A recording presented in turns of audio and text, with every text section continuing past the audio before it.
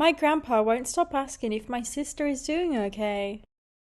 I was on vacation and my grandpa wouldn't stop asking me if my sister was doing okay. I swear, every time I passed him in the house, he would say something along the lines of, "Walter, is Paulette feeling alright?" or something. It was getting pretty annoying, but I didn't want to be too harsh on him since he was starting to lose his memory. For the last 3 days, everyone in my family, which includes me, my mom, dad, sister, grandma, and grandpa, had spent our time in a ski resort. None of us had any prior experience, and even the beginner slopes had me falling on my face every time. Still, it was an enjoyable experience. I lived in Florida all my life and I hadn't seen any snow, but my grandparents lived in Colorado, so my parents thought it'd be the perfect place for our winter vacation. After skiing, we returned to my grandparents' house in the mountains and spent a day relaxing. Before this, my grandpa had only asked about my sister once, but his rate of questioning quickly increased. I did ask him why he kept nagging, but he simply replied with, "Just wondering." He's such a weirdo, but I didn't remember him ever being like this. Of course, the last time I saw him was when I was 8, which was 6 years ago, but I could still remember the time we spent together clearly. Things took an even stranger turn when my parents and grandparents decided to go to a bar in the nearby town. My grandpa didn't want to leave at first, but my father insisted. Just before they all headed out, my grandpa handed me a sheet of torn notebook paper that had a set of instructions. For some reason, he took me down the hall so that nobody would see us. "Follow these instructions carefully," my grandpa said in a grave tone. "If something unexpected happens, call me immediately." Okay. At that, my grandpa joined the others, and they drove off. I watched from the window, waving as the car's bright red taillights disappeared down the Umbral Road. Once they were out of sight, I went to the living room and took a seat on the painfully uncomfortable couch. Paulette, my little sister, was playing with green army men on the matted floors, making explosion noises. It was weird to see such a cute little girl with a shimmering bow on her head playing with military figures, but that seemed to be her favourite toy for some reason. "Die, die, die!" Paulette screamed as she slammed a plastic jet into a platoon of soldiers. Maybe it was concerning for a little kid to speak like that, but I left her be. After all, I didn't want to spoil her wholesome fun. Well, maybe wholesome might not be the best word to describe it. Despite how much Paulette seemed to be enjoying herself, her eyes were glazed and marbly.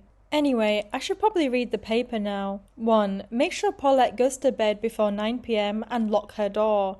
2. I placed a silver key on the counter. Take it and make sure it never leaves your sight. 3. Turn on every light in the entire house. 4. Don't go to sleep until I get back home. 5. Double check the past steps and be absolutely sure that you followed them correctly. 6. Don't hesitate to call me if you feel like you're in danger. That was peculiar to say the least, and a little creepy. As I read the instructions, I couldn't help but glance at Paulette. Was she getting punished for something? Even still, I don't understand why I had to lock her door and turn on every light in the house. The former seemed a little outrageous, and the latter seemed like a waste of electricity. Oh well, I'm sure my grandpa had good reason. Maybe that's why he was asking about Paulette so much. Just so that I didn't forget, I went ahead and did the second and third instructions, turning on every light and putting the silver key in my pocket. Then I spent the remainder of the night watching some anime on my bed. Soon enough, it was 8:50. "Time for bed," I told Paulette. "Oh, but I want to play more." I don't know how she could entertain herself with the green army men for hours, but she somehow found a way. "Grandpa said that you have to go to bed before 9 p.m, I said. "Let's go. Now." "Fine," Paulette said, pouting. I walked her up the stairs and she went into the bathroom to brush her teeth. The dentist always commented on how sharp they were compared to other girls for her age. Once Paulette finished, I led her into her room, which was the first one in the hall. Mine was at the end. My sister then turned around with her arms out saying, "Can I get a good night hug?" "Aren't you getting a little old for that?" "I want a hug." I sighed. "Fine."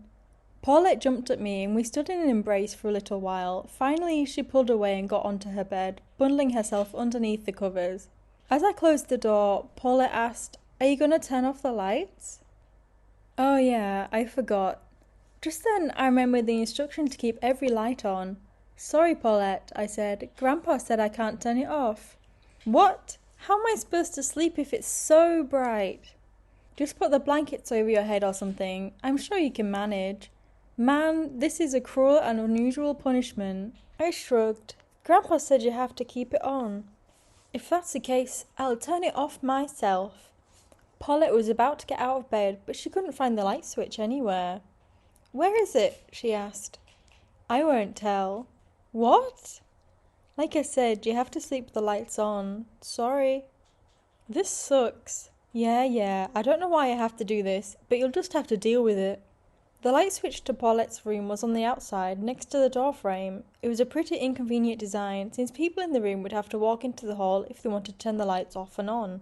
Once Paulette settled down and went to bed, I shut the door, locking it from the outside, by turning a mechanism in the knob. After that, I returned to the living room. I hate to wait until everybody gets back, so I might as well binge some more anime. Right as I took out my phone, it felt like something was missing from my pocket. The key, it was gone. Huh? I checked my pocket again, then I checked my other pockets. I patted down my entire body, but the key was gone. I must have dropped it somewhere. And so I retraced my steps, scouring the house, but I couldn't find it anywhere on the first floor. The last place I hadn't looked was the second floor, so I went up the stairs. Once I reached the top, I froze in place. Paulette's door was hanging open. The silver key was lodged in the doorknob, and the room's light was off. A shiver ran down my spine. My mind told me to act naturally. There probably wasn't anything wrong. Even still, I couldn't stop the goosebumps from lining my skin. The light flickered behind me a few times before turning off. I quickly glanced back to see the stairs, and everything on the first floor was pitch dark. A void. Upon seeing that, I immediately averted my gaze and stayed facing forward towards the end of the hallway, which was still bathed in fluorescent lights. I found myself within a liminal space on the boundary of emptiness between safety and danger. Maybe it was naive of me to assume that I would be safe as long as I didn't look in the shadows behind me. But right now I had to call my grandpa. Just as I took my phone out, something tapped me on the shoulder. I didn't even let out a single noise as I broke into a sprint, dashing straight into my room and slamming the door behind me. After turning the lock, I dragged all of the furniture I could in order to blockade the entrance. Finally, I shut my window's blinds. For a few moments, I crouched completely still, catching my breath. No more colours seeped through the doors cracked, meaning that someone had turned off the hallway lights. It was so quiet. I wanted something, anything to make a noise, but I didn't know if that would even alleviate my anxiety. I prayed that my sister was just playing a prank on me. When I finally composed myself, I turned on my phone and called my grandpa, who answered after a couple seconds. Is there anything wrong, Walter? He asked. My sister, she... Slow down, my grandpa said. Tell me exactly what happened. I thought I had the keys with me, I whispered, but the next I knew, it was gone. I think Paulette stole it when she hugged me because it wasn't in my pocket after I said goodnight to her. When I went back downstairs to search for the key, her door was open and the lights were off and the key was in the doorknob. Before I knew what was happening, the lights behind me went off and something touched my shoulder. Where are you right now? I'm in my room and I barricaded the entrance. Did you close the blinds? My grandpa asked. Yes. Are all the lights on? Of course they are. Tell me what's going on for Christ's sake.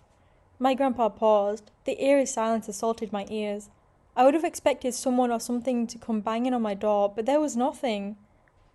I could only glance left and right, making sure that nobody had somehow entered the room. Grandpa, I asked, what's going on? What do I do now? I'm sorry, he replied. What do you mean? You're sorry? It's already too late. Too late? She's probably already made it to the circuit breaker. As if on cue, everything went black. My phone screen could only illuminate a small radius around me. My heart pounded louder than a chainsaw, and my chest grew ragged from my breathing.